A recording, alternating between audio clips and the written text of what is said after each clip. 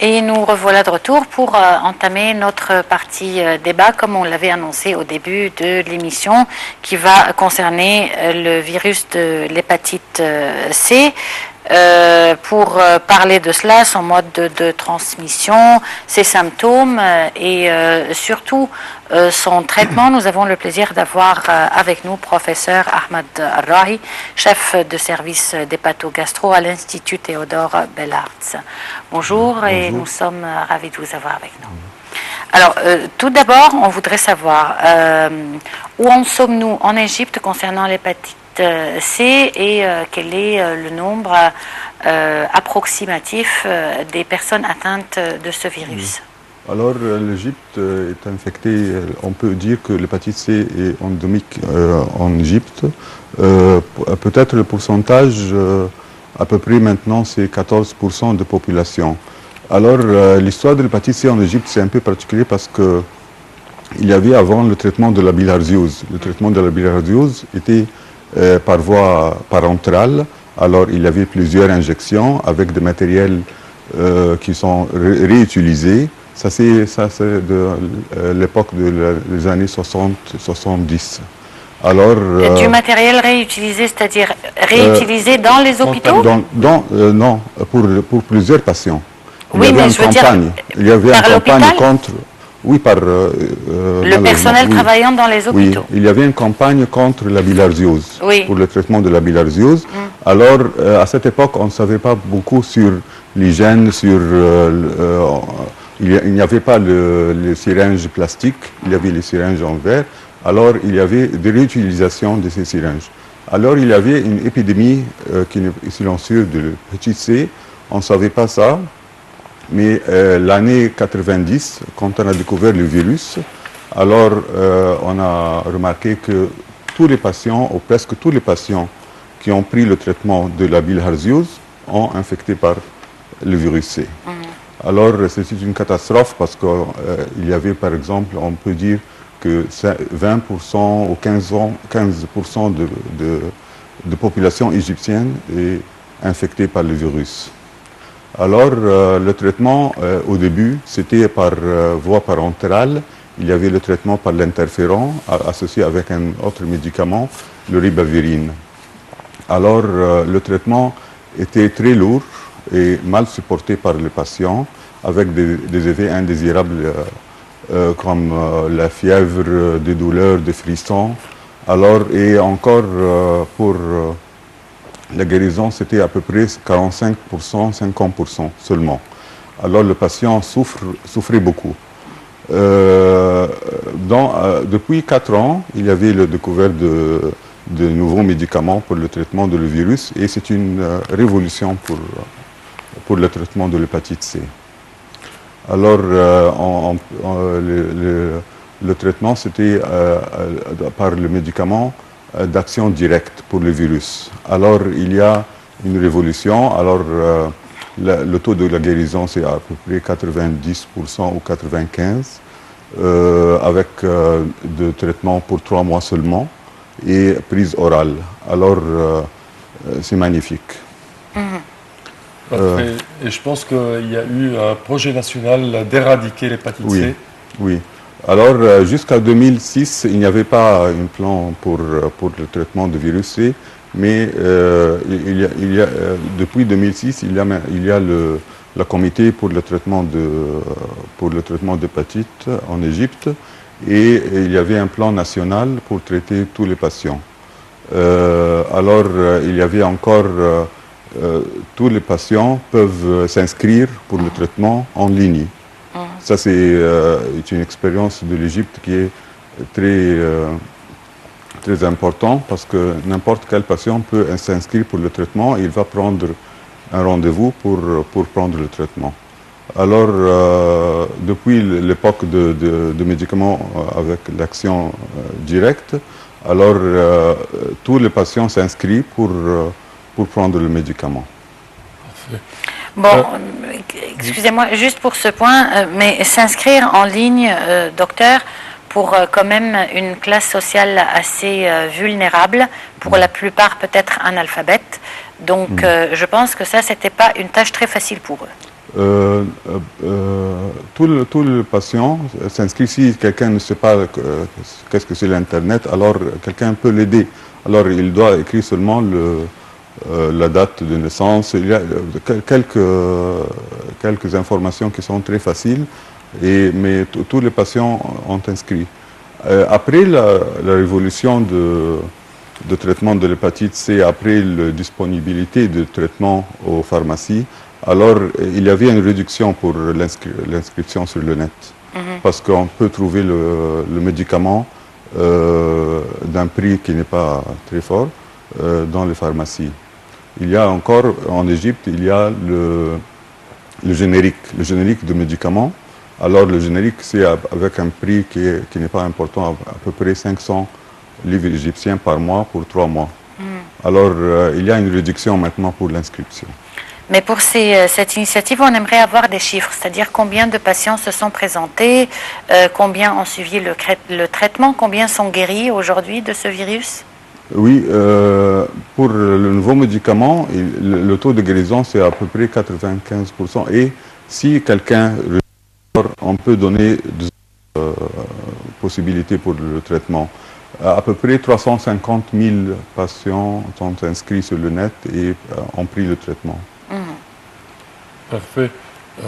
Si on parle des mesures de précaution quand même pour éviter être atteint d'hépatite C. Oui. Alors l'hépatite C, ça vient par voie parenterale, soit par piqûre, soit pour le soin des dents. Alors il n'y a pas une vaccination pour l'hépatite C, mais on doit prendre les mesures d'hygiène, on doit chercher. Encore, c'est la responsabilité de la ministère de la Santé de surveiller le centre de traitement, de soins de dents. Alors, et encore, ça peut arriver par transfusion sanguine. Alors, ça, c'est encore la responsabilité du ministère de la Santé. Ça peut arriver par une relation sexuelle ou pas, ou juste des transmissions sanguines? Non, l'hépatite B, ça vient par une relation sexuelle. Mais l'hépatite C, c'est pas prouvé. Peut-être dans quelques patients.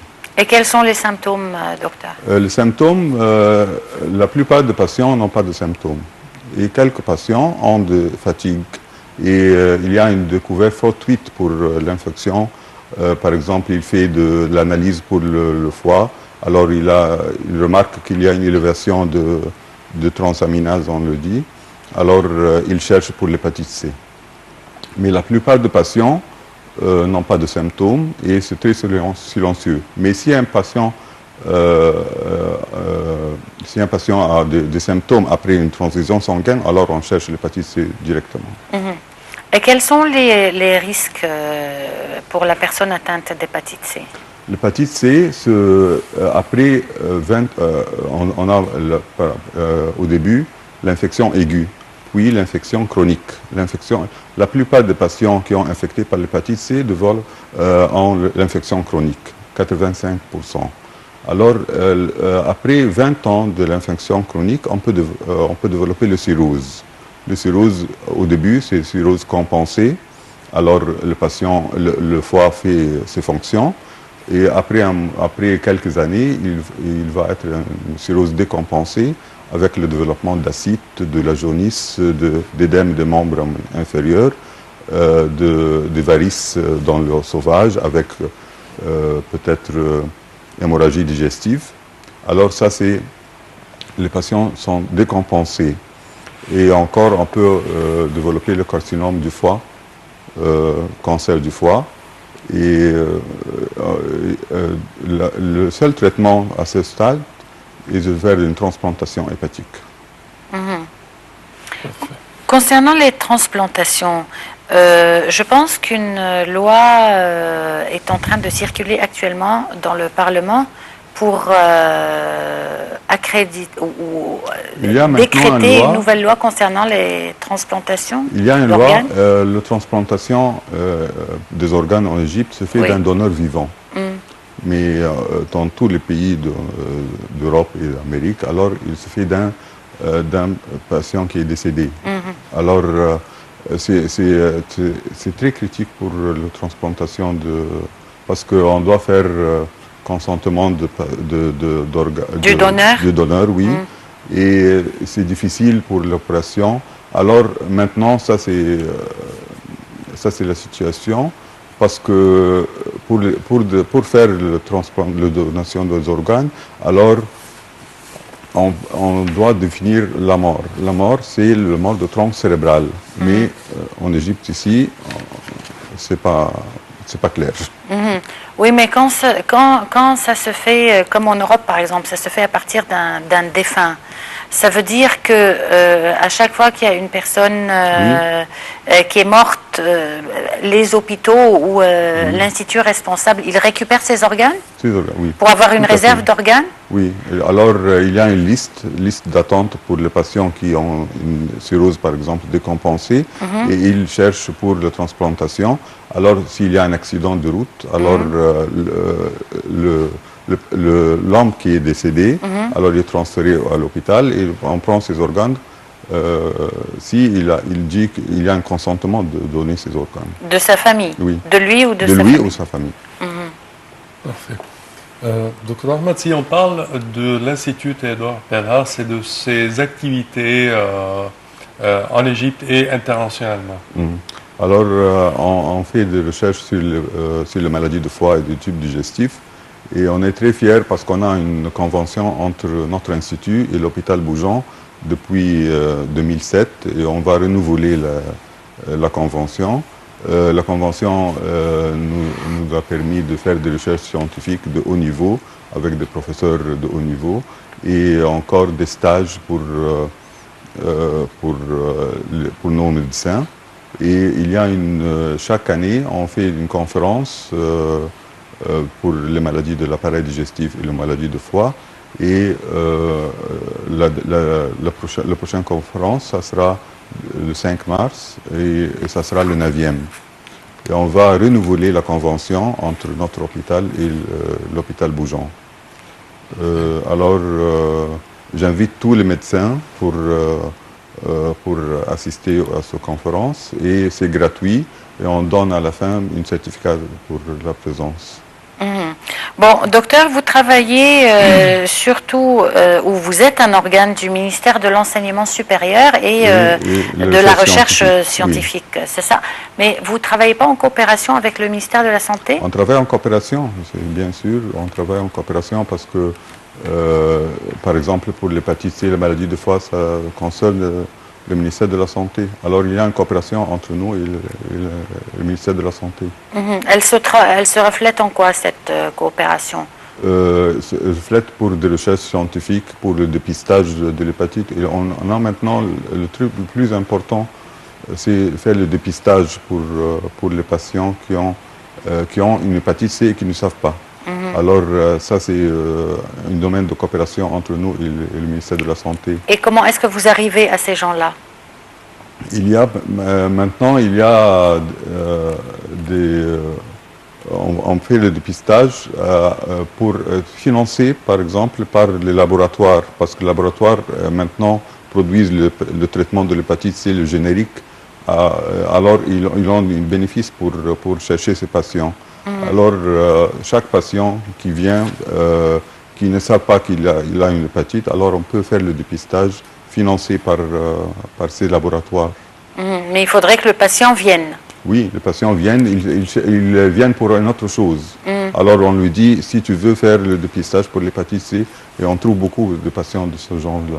Parce que vous avez des milliers de personnes qui ne penseront pas à venir, tant qu'elles se sentent bien. Oui. Donc ces gens-là, c'est très difficile d'accéder à ces gens-là. Il faut le traiter parce que la guérison de l'hépatite C, c'est en comparé avec l'hépatite B, la guérison de l'hépatite C, c'est pour la vie.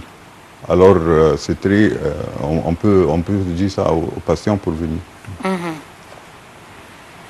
Je pense que vous pouvez aussi travailler dans les écoles et les universités pour les jeunes. Oui. Est-ce qu'il y a des programmes de ce genre? Il y a des programmes de dépistage très, très forts maintenant et on essaye de cibler quelques universités, quelques écoles.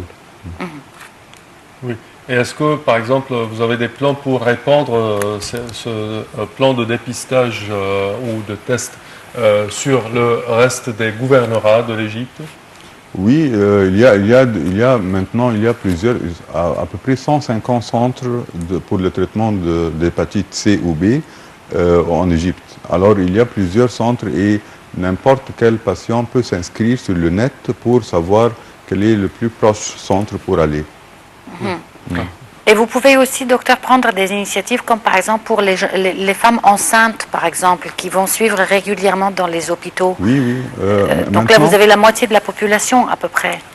Oui, alors encore, il y a plusieurs occasions pour chercher ces patients. Et je crois que l'Égypte, dans 20 ans, ou peut-être moins que ça, va éradiquer le virus parce que si un patient est infecté, alors il peut transmettre l'infection à son entourage. Alors si on traite ces patients, alors ça va diminuer le taux de l'infection. Et comment est-ce qu'on peut procéder à la prévention de cette maladie? La prévention, c'est très important parce que on dit qu'il y a 150 000 patients, nouveaux patients, chaque année. Alors on traite, mais il y a une infection. Alors c'est très important et je crois qu'il y a maintenant il y a un programme de prévention par le ministère de la Santé qu'on essaye de développer. Je pense que les médias pourraient jouer un rôle aussi pour au moins attirer l'attention des gens. Comment est-ce qu'ils pourraient éviter d'attraper ce virus? Oui. Il y a plusieurs patients en Égypte ici croient dans le traitement parentéral. Alors, moi, docteur, je voudrais un traitement parentéral pour la guérison. Alors, on doit dire que ce n'est pas nécessaire, on peut prendre le traitement oral. On essaye d'élaborer la conscience de ces patients. Je pense que vous avez besoin d'une campagne médiatique. Oui, oui, tout à fait. Certainement. On parle toujours que le traitement pour l'hépatite C, quelqu'un atteint d'hépatite C et d'hépatite B, il y a des fois qu'il réactive l'hépatite B. Est-ce que c'est vrai?